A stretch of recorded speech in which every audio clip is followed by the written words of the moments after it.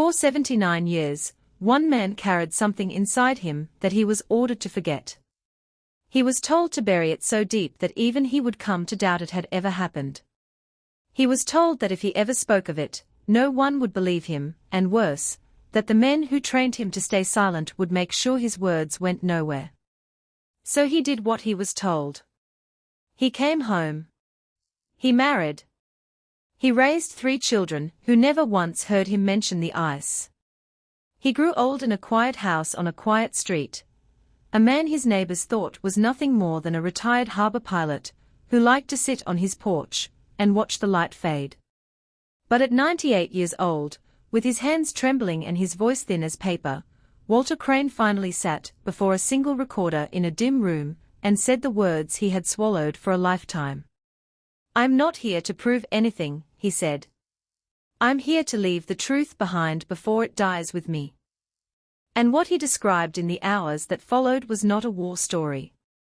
It was not the frostbitten memoir of an old sailor. It was, if he was to be believed, an account that could rewrite everything we think we know about the bottom of our own planet. This is his story, told the way he told it, as a memory, not as proof of anything. Whether you believe every word of it is yours to decide by the end. To understand why an old man's confession could matter so much, you have to understand the man he served under, a commander history books never named, because his final expedition was scrubbed from every roster that survived it.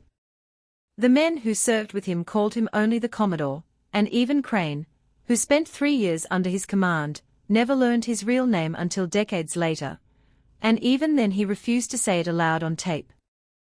The Commodore had made his name in the golden age of polar aviation, back when flying over the poles was still new and dangerous enough to turn ordinary men into legends. He had crossed both ends of the earth by air before he turned 40, and the newspapers loved him for it, ticker tape parades, medals, his photograph on the front page more times than any general's.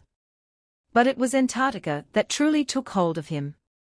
He returned to the ice again and again, building bases, mapping coastlines, flying missions that filled in blank spaces on charts that had been guesses for centuries. Then, in the early 1930s, he did something that revealed the strange, driven core of him. He chose to spend an entire polar winter alone in a Byrd weather station, 5 months from any help, recording measurements and, he told a few trusted men afterward, seeking a kind of solitude the modern world could no longer offer. It nearly killed him. A faulty stove poisoned the air of his shelter for weeks, and by the time his men reached him in the dark, he was gaunt and half-conscious. He survived. But those closest to him said he came back changed in a way they couldn't name. He began speaking, quietly and only to a few, about how small human knowledge really was against the scale of the world, and about certain discoveries being too dangerous to hand to the public. That was the man Walter Crane met in the summer of 1940. Crane was 19, a lean, steady deckhand from a fishing town who had grown up around boats and cold water and hard work. He heard that the famous Commodore was assembling men for another Antarctic expedition, a scientific one, on paper, and he put himself forward like every young man of that era who dreamed of the ice. He expected questions about seamanship. Instead, the Commodore asked him only 2 things: whether he could keep a secret, not a small one, the kind a man carries to his grave, and whether he was loyal enough to follow an order he didn't understand and never speak of it again. Crane, startled, said yes to both, not knowing what he was agreeing to. He only knew that the most famous explorer in the country was looking at him like the answer mattered more than anything else about him. The Commodore wasn't choosing the boldest men, or the strongest, or the most decorated. He was choosing the quiet ones, the ones who would do what they were told, see what they were shown, and carry it in silence. He passed over louder, more eager candidates and picked the calm young man who'd answered his strange questions without flinching. In doing so, he set Walter Crane on a path that would take nearly 8 decades to speak aloud. To understand what Antarctica had become by then, you have to separate the story the public was told from the one the governments of the world were quietly acting on. To newspapers and school children, the continent was the last great blank space on the map, penguins, blizzards, brave men in fur-lined hoods planting flags. Pure adventure. But to the men who ran the great powers, Antarctica was something else. A continent larger than the United States and Mexico combined, buried under ice miles deep, with no borders, no treaties, and everyone suspected, resources worth an empire. Coal, oil, rare minerals, and whispers even then of uranium, the element about to reorder the entire balance of world power. Crane would later describe it, in his one recorded interview, as a colossal chessboard, and that phrase stayed with him for the rest of his life. The expeditions that sailed south under the banner of pure science were, many of them, doing something more than discovery. They were surveying, noting where a ship could land, where an aircraft could set down, where a base could be hidden in the shadow of a mountain range. The scientists in the newsreels, squinting into the wind with their instruments, were real. But behind them, in sealed reports few ever saw, were maps of a different kind, a continent being quietly claimed inch by men who never set foot on it. Crane didn't know any of this when he boarded the ship. He was a boy going on an adventure, and for a while, the adventure was everything he'd dreamed. He remembered the crossing south, the swells growing longer and grayer, the light stretching until the days seemed to have no proper end. He remembered the first sight of the ice.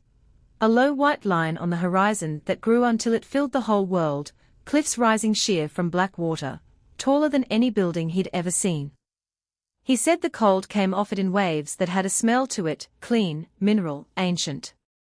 They reached the base, a scatter of buildings and buried tunnels half swallowed by drifting snow, and Crane did the work the youngest men always do, hauling supplies, chipping ice from the rigging, learning the rhythm of a place where the sun never set.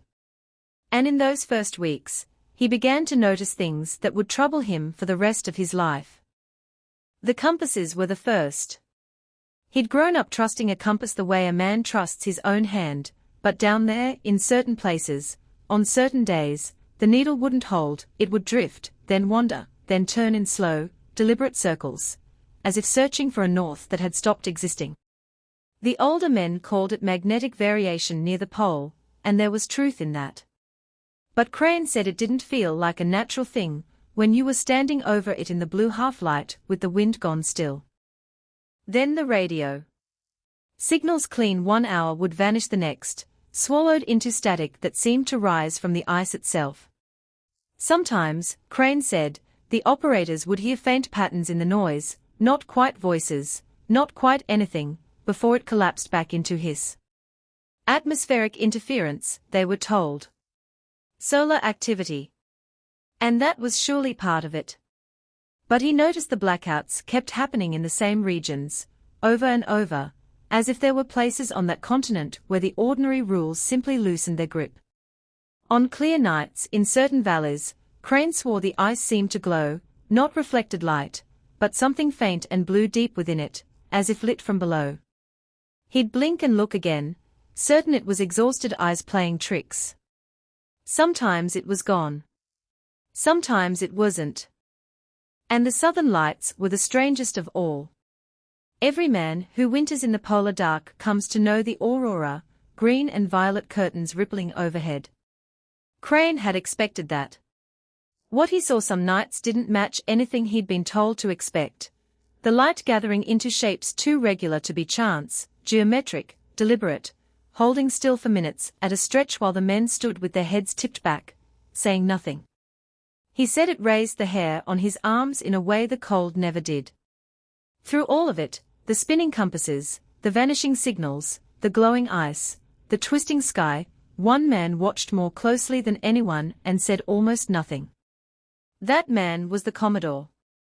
Publicly, he offered nothing about the oddities. When asked, his answers were always calm and sensible: magnetic anomaly, atmospheric distortion, the known behavior of a known place.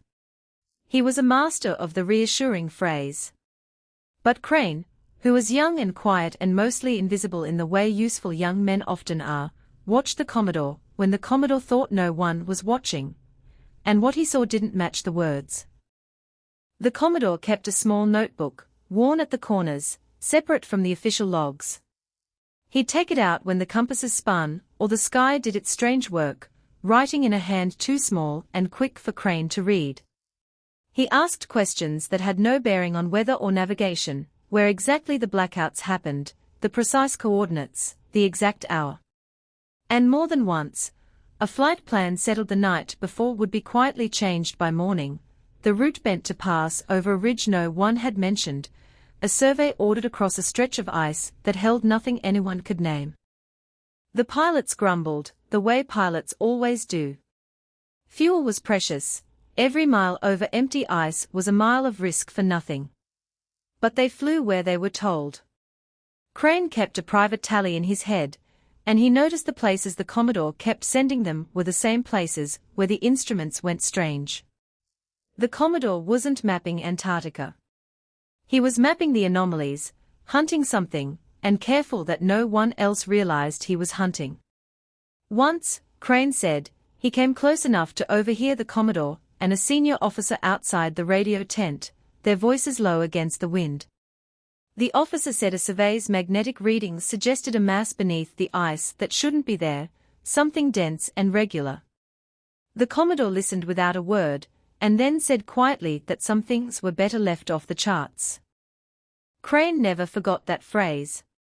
It wasn't the language of a man who believed everything strange had a simple answer. It was the language of a man who had already decided some answers were too heavy to hand to the world. There was one night, deep in that long stretch of daylight that never ended, when Crane couldn't sleep and stepped out into the cold. He wasn't alone. The Commodore stood apart from the huts, a dark shape in a heavy coat, motionless, face turned to the sky. Crane kept his distance, embarrassed to intrude. As he watched, the aurora folded itself into one of those impossible shapes, a sharp-edged, geometric lattice of green light, and held there, unmoving, far longer than any light should. The Commodore didn't flinch. He watched it the way a man watches a face he recognizes. He allowed for every rational explanation, one by one, 4 years afterward. The compasses spun because the pole is a real and unruly thing. The radio failed because the atmosphere at the bottom of the world is violent and unpredictable. The ice seemed to glow because tired eyes invent light where there is none. And for a great many years, that is what he told himself was surely true. But he could never explain the Commodore, the small worn notebook, the changed flight plans, the survey lines drawn straight through the heart of every anomaly, the phrase spoken low against the wind. Instruments can lie. Weather can deceive. But a man doesn't reroute an entire expedition to photograph empty snow unless he believes there's something in that snow worth the fuel, the risk, and the silence. But the ice hadn't forgotten him, or the handful of men who'd learned to read its anomalies. When the war ended, the great powers turned their eyes south again, and this time they didn't send a handful of men and a few small planes. Crane was recalled to a new expedition, larger than anything he'd imagined. Ships gathered in grey water, aircraft lashed to their decks, thousands of men filling bunks and passageways with the low murmur of a force that hadn't been told what it was for. Officially, it was a cold-weather training exercise. Crane had learned, by then, the exact texture of a lie told by men in uniform, and this one wore that texture all over it. Weeks in, his unit was ordered to support a ground team pushing toward a range of mountains the maps marked simply unstable. A strange word for a mountain, he always said. The survey had noted something stranger still, snow melting across the slopes in patterns too regular to be natural, as if something beneath the rock were breathing heat upward in measured pulses. The ground team went in. The ground team did not come back. Officially, a crevasse had opened beneath them in bad weather. Crane stood on the deck that afternoon and watched a clear, cloudless sky, and he knew there had been no bad weather. The region was placed off-limits, and no one would say why. Near the end, the Commodore stopped Crane once in a narrow corridor, the ship shuddering around them, and said only, quietly, "We saw something out there. We weren't supposed to." Then he walked on and never spoke of it again.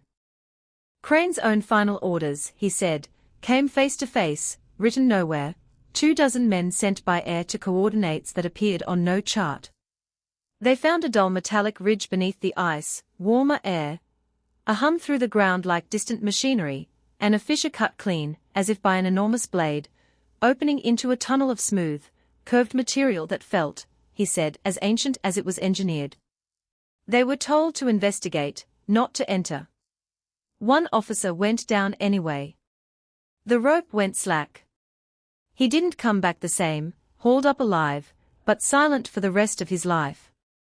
They withdrew without samples. When the expedition ended, the flight logs went missing, and names were quietly lifted from the rosters, as if the men had never existed. Crane kept his silence for 79 years. He watched an international treaty locking up the continent get signed in the years that followed and saw in it, he said, not protection for penguins, but a lock on the last door to the truth. And at 98, the last man left alive who had stood on that ridge, he sat before a single quiet recording and said the words he'd swallowed his whole life. He described a stairway carved down into the glacier, poured and set. I know concrete when I see it, he said. He remembered the Commodore's hand on his shoulder, his voice saying, you know what we saw. Never forget it. And his final words were as much a warning as a confession, that what we don't know about that continent is far greater than what we do, and that the door down there was never truly closed. Only guarded.